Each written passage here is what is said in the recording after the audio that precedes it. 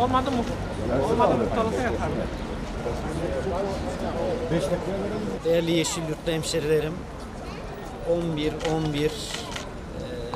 2019'dan beri ormanlarımızı, ağaçlarımızı, yeşilimizi artırmak amacıyla Cumhurbaşkanlığı kararnamesiyle birlikte yürütülen ağaçlandırma seferberliğini Yeşilyurt Belediyesi olarak bu sene de yine vatandaşlarımıza dağıtacağımız çamlarla yeşilin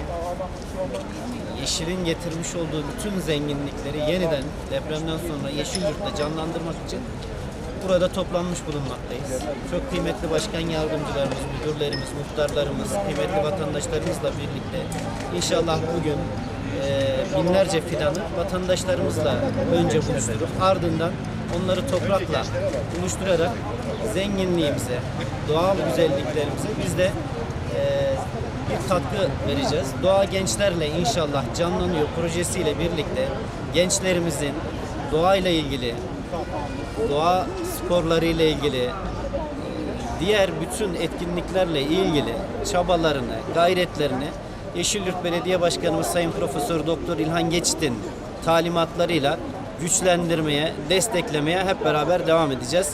İnşallah bundan sonra da bugünkünden daha güçlü bir şekilde yolumuzu, doğamızı canlandırarak bu süreci tamamlayacağız. Teşekkürler. Evet başkanım. Buyurun. Teşekkür ederim başkanım. Başkanım. Başkanım da versin. Başkanım. Gençlerle buluşturduk. Çocuklar çekiyorum. Tamam başkanım. Teşekkürler başkanım. Tabii ki bahçeye dikeceğiz. Kaç tane mi istiyorsunuz? 5 tane olmaz canım bak burada. 3 tane olsun pazarlık yapalım. Onları bir kere unutmayalım. Evet şöyle.